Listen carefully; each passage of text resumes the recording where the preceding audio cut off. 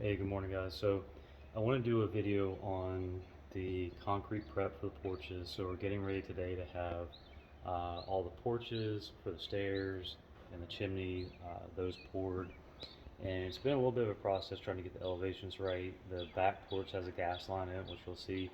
They have some soft line, but you have to have all 100% hard line if it's pretty much if it's outdoors and then concrete. So the guys have fixed that. This around here.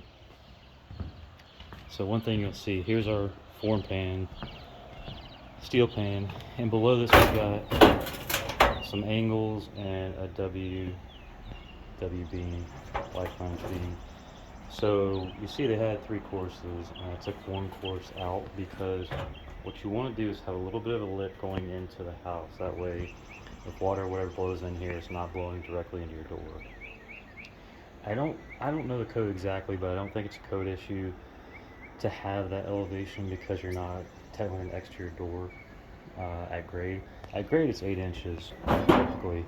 That's pretty standard. So I knocked out a few brick. My hope is the guys pour flush to the brick.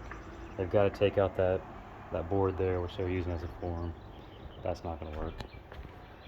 Actually, I see a little bit of this guy coming up, which really I need to go get some tape so that doesn't rot out, which I have in my truck, so I'll do that. So you don't want concrete ever touching any untreated wood. It'll rot out really quickly. Okay, so let's go to the back porch.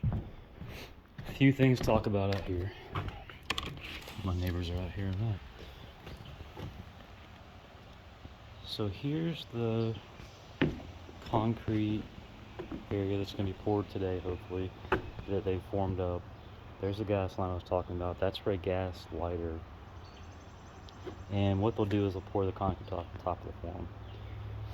You see some anchor bolts sticking out there. Those, the guys just got carried away. They didn't know where the sill plate was going to go, so they just put anchor bolts everywhere. So one thing I've done is I've added this peel and stick, which is sort of like just roll roofing. And I had an extra roll from the roof. So I've added it to the perimeter. And the reason for that is this is treated fire rated plywood. But when they come and put brick on it and concrete and stone and whatever, they were going to do stone out here. All that stuff, anytime you have a cementitious or stone material or anything that absorbs moisture and water in the air, it can, if it's sitting on wood, it can rot it over time. And what does over time mean? Well, if it's not treated, it could be months. If it's treated, it could be years. If it's ground contacts, probably not going to happen. So but all this stuff is fire rated, and to be honest, it says treated, but I don't really trust it. So that's why I put the peel and stick down. One thing I wanted to point out, the difference in marine grade, ground contact, and regular. So if you can see, this is sort of a greenish color, these columns. These are ground contact, so they will likely never rot. If I have any regular treated wood, but it's really just not, it's not that color. It's a much lighter color. So anyway, if you can get ground contact, it's definitely preferable. Here you can see for the beam up against the house, I use a treated Paralleum Plus or PSL, and that guy's going to last a really long time. It's treated throughout the whole depth of the member. Let's see, we're going to go over here to the side door because we got a slab out there too.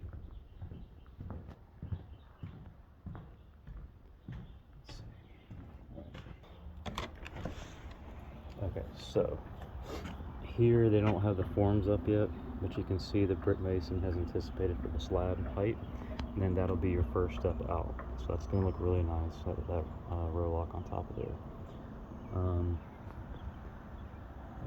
I think that's it. I really want to get these columns in because the temporary support's not my favorite method, but they have to put the brick on that seat first before we can do that. So that's what we're waiting on.